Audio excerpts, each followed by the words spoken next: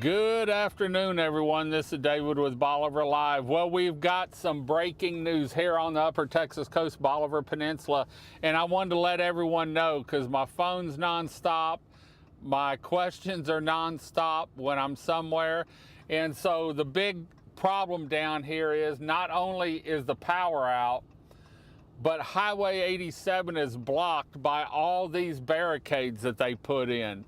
Now, as soon as it was seen what was going on, and especially after we did our last live feed down here, I was in contact with Terry Wilson. Keith was in contact with Mays Middleton and the Galveston Regional Chamber of Commerce. Everyone came together with phone calls. Mays Middleton, Terry Wilson talked to Ezra Paul from TxDOT, an engineer there, and he said, we are on it. And so actually I'm down here now. I wanted to thank everyone.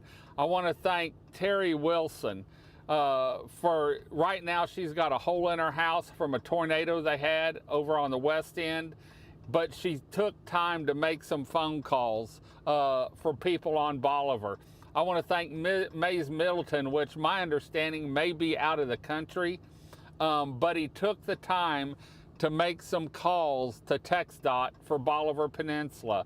I want to thank the Galveston Regional Chamber of Commerce, who Galveston's in the same predicament we are, without power, problems over there, flooding, but they took the time to help Bolivar get what they needed. Keith Zahar, the big store was open at 7 o'clock this morning. They're running on generator to make sure Bolivar Peninsula residents have everything they need. And part of the problem is we're trying to get gas down here. With everyone running generators, we've got to keep gas down here, and coming off a holiday weekend, we used a lot of gas over the holidays, and so it's important that we get this open, but not only for that, but also for energy, because in order for them to be able to make repairs on Bolivar Peninsula, they have to get the trucks down here. And this is all coming together. Now, from what we're told and what's going on now, you can see some emergency flashers and personnel there. They are moving enough of the barricades so that emergency personnel only can get through here. They need to get to Highland. They need to get to the hospital. Right now the ferry's shut down, and so it's either with the wind you can't do life flight, and so you have to have some way to get an ambulance out of here. ESD's working on it. High Island Volunteer Fire Department, Crystal Beach Volunteer Fire Department, the ESD number 2, Port Bolivar. Everyone's working together to get one lane open for emergency personnel and repair trucks. And so don't come down here thinking, oh, I'm just going to slide out real quick, because this is for emergency personnel only right now. TxDOT's in the middle, or in the process. They've got the equipment down here. They're getting the manpower down here to get this road cleaned up. It's going to be a process, because all these barricades for probably a mile are pushed on the road. And so I just wanted to stop, because I'm fading fast. I've been up since 1 o'clock and then really had about 4 hours sleep in the last 2 days. But I wanted to say thank you and let everyone know who's working for Bolivar Peninsula to start the rebuild process after this Hurricane Beryl. I think we all got taken by surprise on the damage that was down here. And I went through Ike, and it surprises me especially with these barricades, the damage that we had down here and the damage to Highway 87. Don't gripe about 87. We know it's a bad situation, but all we can do is work on fixing it. And so I wanted to take one more shot and say hi to everyone. Want to thank Priest Insurance for sponsoring this Bolivar Live feed. Want to thank Keith Zahar that's been sponsoring a lot of them for us here during this event. Want to thank Cobb Real Estate. They sponsored one earlier today, and so want to thank them. But like I said, it's really the people that came together and worked together through text, emails, phone calls, whether they had Terry Wilson has a hole in the top of her house, no water, and she took the time to help us make the phone calls. Mays Middleton, which I believe might be out of the country or out of state, he's not here. He took the time to make the phone calls, text and emails to get the ball rolling. The TxDOT engineer, Ezra Paul. Hope I'm saying Ezra Paul, the engineer with TxDOT. I hope I'm saying his name right. I don't have it written down here.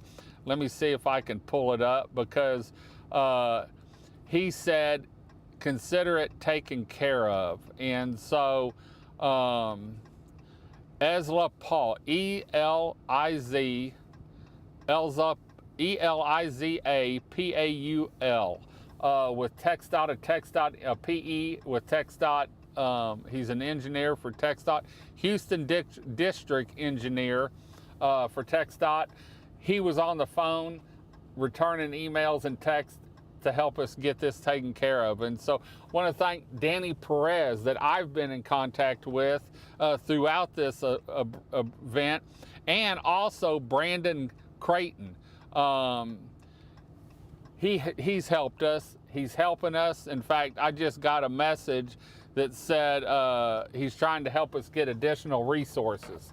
And so everyone's come together. Everyone's helped, done what they can. Every one of these people are in the same predicament we are with this storm. It was a big storm. It took out probably 250 miles of the Texas coast is damaged, or 200 miles.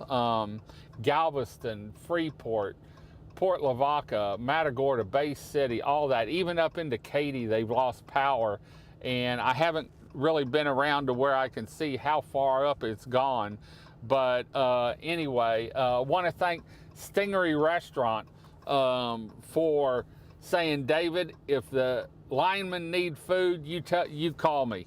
We'll take care of them, whether it's here on Bolivar at Stingery or at Max's. And so once again, thank you to everyone. I hope I didn't leave anyone out. And for taking the time, I'm going to say it again.